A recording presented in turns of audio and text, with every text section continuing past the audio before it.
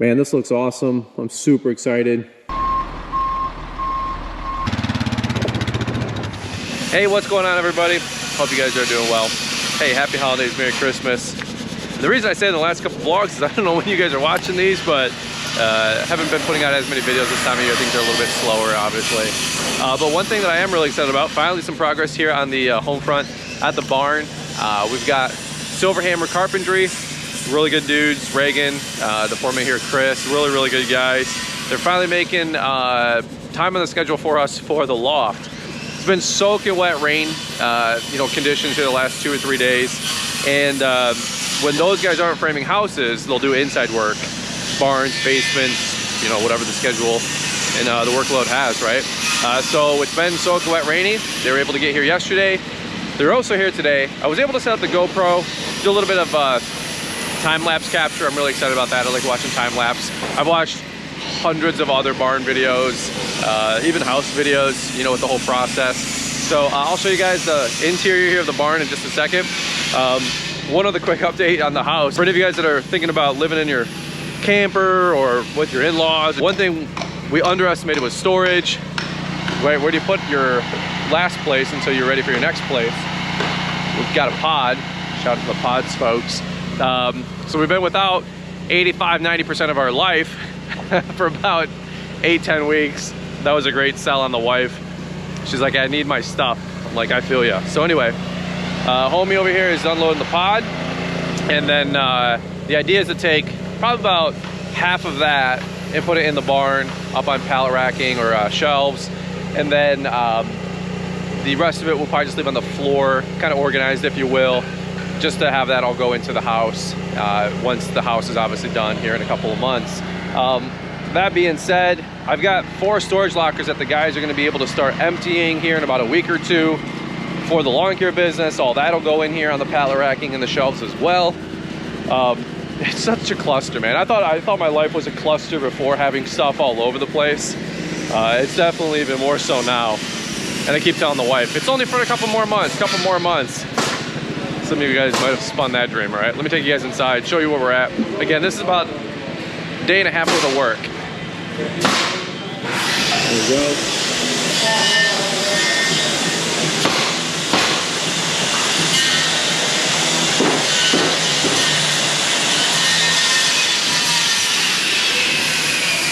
Staircase going in, bathroom, workbench area, and then dry storage.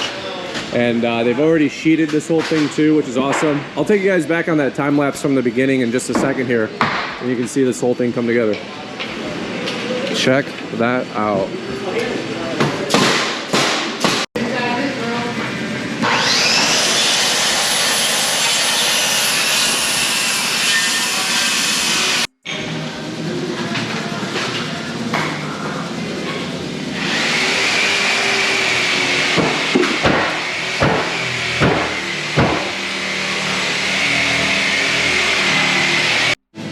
Okay, one thing I'll show you guys really quick here. 2 questions that I'm sure some of you guys might have, or a couple questions I saw on Instagram at least as well, was what are we doing with the metal sheeting? Morton's is going to come back and they're going to cut this to size. I got to fix this wall right here, as you guys can imagine. They're going to recut everything, whatever it needs to be. This dry storage, they're going to put the metal back on here and here. Over here, not as concerned because this is going to get plywood because we're putting cabinets all down here. There'll be about a 6 to 8 inch gap up top. We might put some wood up there or some plywood. We'll finish this up. And then, as you can imagine, drywall for the bathroom, plywood on the outside. They'll probably hang the metal back up at least on that wall, but it won't make any sense to do it through here because it's just basically going to be a drywalled out bathroom. So then obviously they have to come upstairs and redo this whole portion as well. So a little extra work for those guys. We'll see what that costs. I still want to do a video for you guys talking about the total cost breakdown on the barn. So that will come in about another month or so. What is really funny, I just recently watched a video of another barn build video that got promoted to me because I watched tons of YouTube. And the guy built like, I don't know, some 30 by 40 with a concrete pad, whatever. And it was like $31,500. And I was like, there's no freaking way. There's no way. And I said this on a video probably more recently too. I was like, there's no way anybody's building a barn for less than 100, 200 grand these days. I'll give you some numbers. Nobody ever shares real numbers, right? So if you guys appreciate that stuff, I know I do at least. But it just gets me frustrated because when somebody's like, oh, we built a barn for 40 grand on our property, I'm like, when? In 1971? There's just no way. Even if you do the labor on your own, there's just no way. Anyway, let me show you something else really quick. That was the metal. Here, I'll show you the plans as well. So this is the architectured plans. We use our architecture firm that did the house. They're called TK Design. So then we had the lumber mill guy come out, Matt Giuliani. He was with Man's Lumber. Spent $1 billion with those guys this year on the house and the barn, obviously. All the material for the wood was was with Morton's, but all the loft wood that we just bought came from Man's Lumber. So they got all the engineered plans. The plans were about $1,500, and then it was another about $1,000 to get this engineered because it's going to be under load. I mean, we pulled permits for everything, and it's got the bathroom and inspections. It's like a real building, if you will. It wasn't just stuff we added, you know, later and didn't tell the township or the county. We got the extra footers that are deeper and wider here and here on the plan. I don't know, some of this stuff is probably boring to some of you guys, but for those of you guys that are building, this is really important, you know, documentation and parts of the process. You'll learn a lot along the way. And then what you really learn along the way is what's practical, what's feasible. Because these guys can draw stuff all day long, but that doesn't mean it's gonna translate to wood, lumber, and actual construction practices, and also get approved with permitting and inspections. So that's always fun. But nonetheless, these guys have been doing great. I couldn't be more thankful. So there you go. There's the plans. I think that was it. Yep. Then the idea would be to park the camper here, put that lev rack system here, new age cabinets in the workspace, workout stuff up top, and hopefully eventually get the neon lights from the cool garage company that's in downtown Brighton. I'll take you guys on a tour of that later. I told Liz, like, can we spend $1,000 on neon lighting? Just, you know, like Coca-Cola signs or Marathon or whatever, Mobil Oil. I don't know. I don't even care about those brands. Obviously, they're definitely a generation ago, 2 generations ago, but I don't know. It's kind of nostalgic. It looks cool, and definitely want some cool neon lights and signage in the barn. I don't know. It's a dream come true. Super grateful, thankful. Finally have a home base for Brian's Lawn Maintenance, and then we'll grow out of this building before you know it with all the equipment, the needs, and we'll be able to hopefully one day look at even have a bigger piece of property or shop. All right, hang tight. Let's keep going.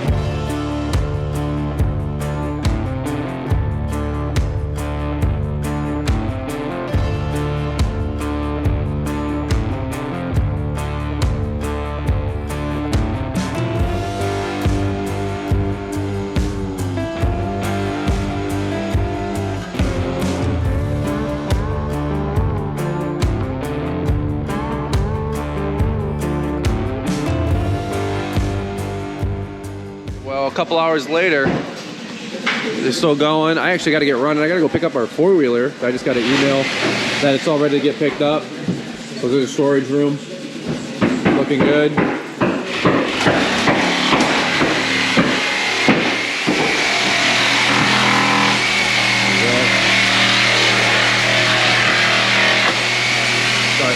There you go. By the way, here is the construction site, all mud.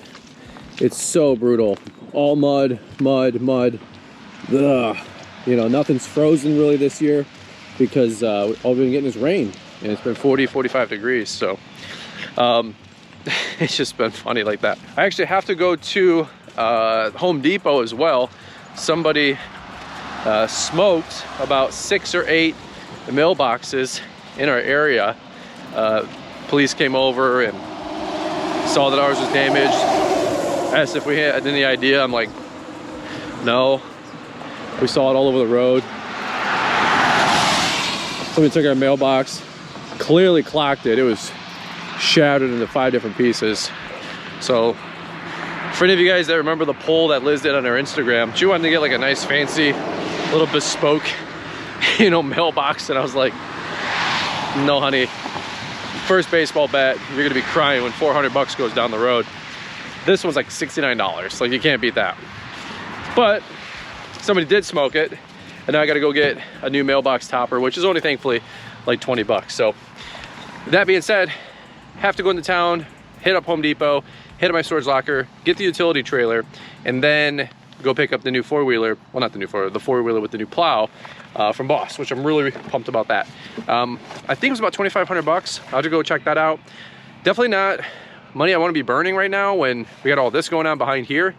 But we have a new HOA account that has a really large sidewalk that we're taking care of and a really good price. Unfortunately, it hasn't snowed at all yet this year to use it or make any money back with it. So don't want to be dropping 2,500 bucks when they're in a drop of snow on the ground, but what are you gonna do? All right, here we go.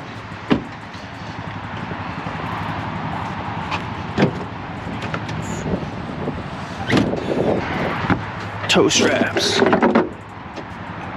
There we go. All right. In the truck? Yeah, that's cool. Thanks, bro. Actually, let's do this. Boop. Ah, there she is. Look at that. I got the paperwork. I'll get you guys the total in a second. Wow. That's hardy looking. Yeah. That looks good. You know how the controls work? I don't. Can you show me? Would you mind? So, up, down, and...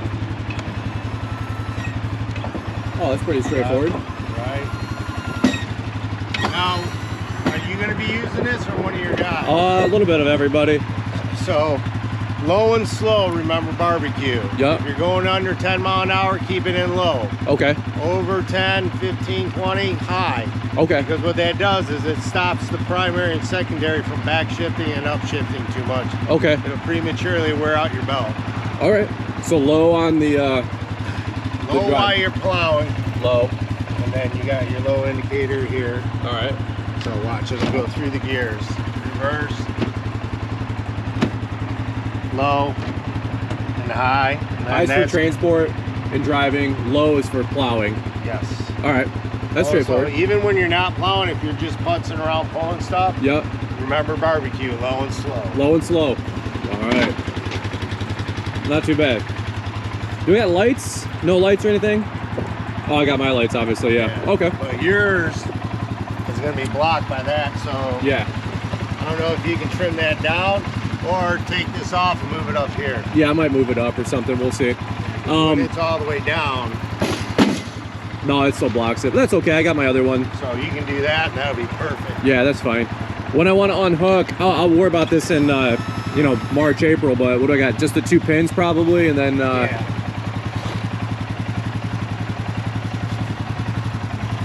I got 2 up front.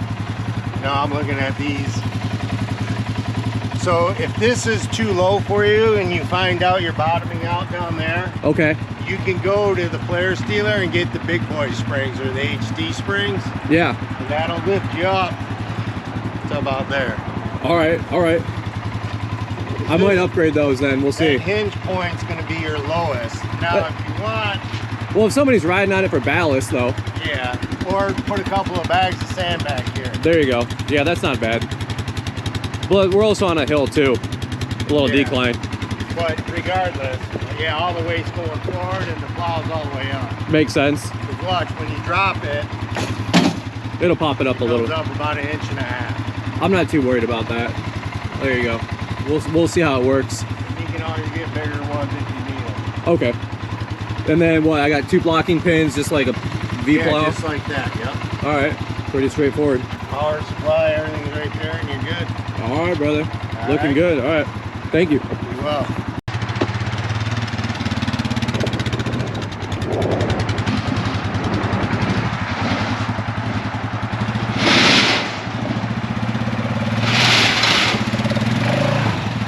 There you go.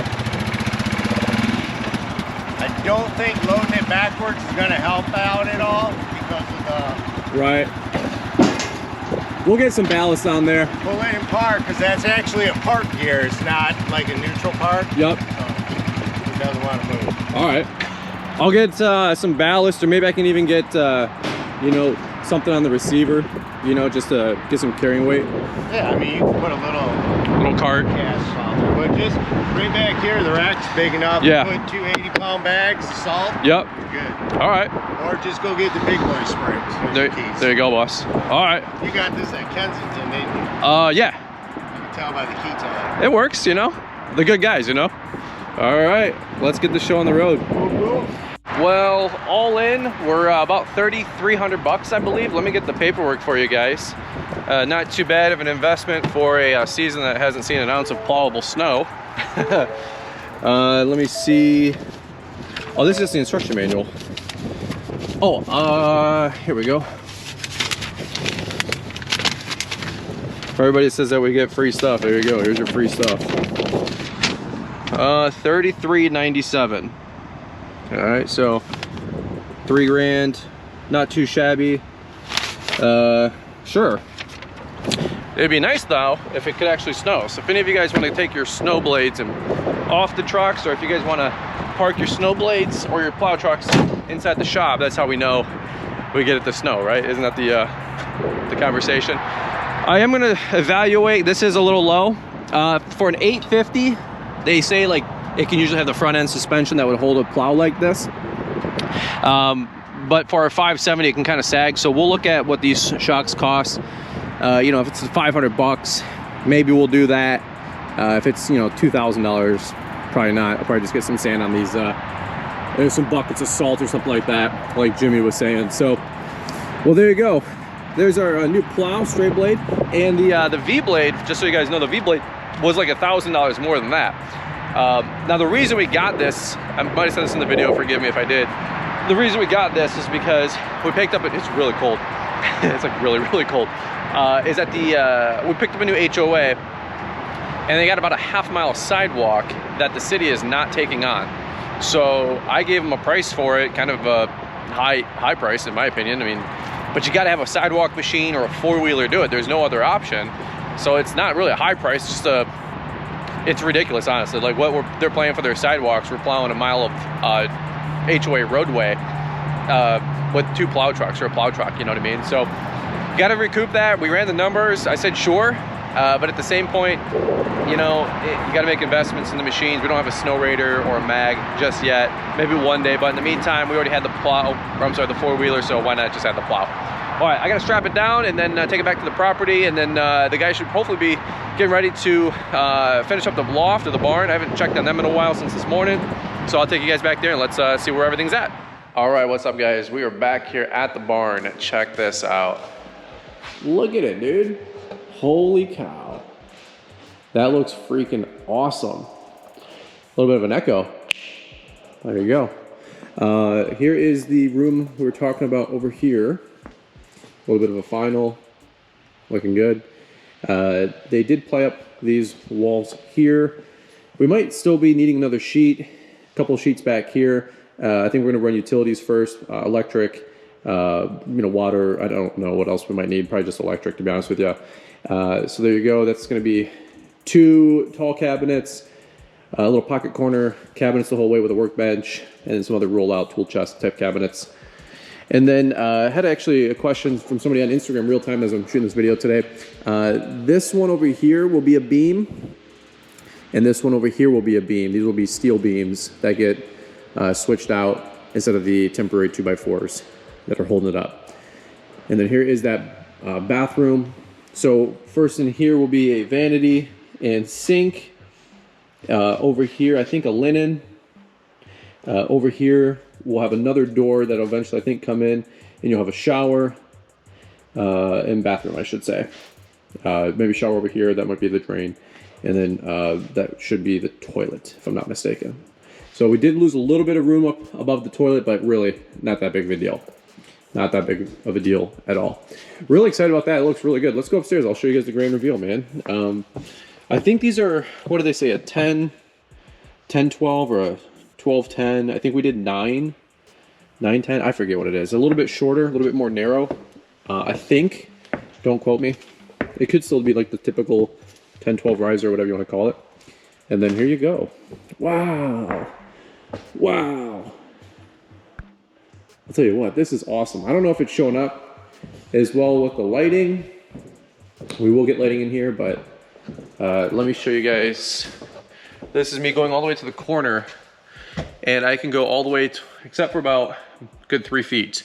So we're able to utilize most of this whole area pretty well. I'll be able to put racks and shelving here, double stack at least, and we have a good, I think 5 feet working to the corner here. So this looks great. The idea is to put some gym workout equipment here. I've got a squat rack here, cable row machine I want to put up here. We'll put maybe some barbells or some free weights over here. What else are we gonna do? All black matting. We might do a couch of some capacity over here. The thing is, if we put the couch here and you got kids, you guys know how that goes. So we're still trying to navigate that conversation. We might do something where it kind of L's, you know what I mean? Or L's this way and it can like look out. That might be the idea. This right here is the best we could do as well with the just plywood. So this will be a railing that goes over with another railing. We could have put some shelving here in some kind of capacity, but this will just probably end up honestly being a little bit of a dead space. We might wall it off even, you know, just get rid of it or leave it open. I'm not entirely sure. But here you go. Here's the view. That looks awesome. Eventually, about 12, 15 feet out, we'll do a big fan in the middle. Camper is going to go in this lane. And then we got pallet racking over there, which still gives us a good, you know, 15 plus 18 feet of working space, which will be awesome. Hopefully the camper can stay hugged into the wall. But man, this looks awesome. I'm super excited. Rock and roll. All right, well, if you guys have any questions, one that you might have actually as a question is how deep. I think this is 14 feet, if I'm not mistaken. And it's 40 feet wide with the length of the barn, the width of the barn, whatever you want to call it. So I already talked to Morton's, Travis, our guy, who has been just awesome. Travis is going to have his team back here next week, and they're going to take care of the metal, and we should have this thing all wrapped up before you know it in terms of the construction of that. So, all right, looking good. That's my update for you guys today. Hope you guys are doing well, and that's what I got. Have a beautiful day. Thanks for watching, and if you got any questions, leave them down below, and I'll try to help you guys out best I can. Thanks.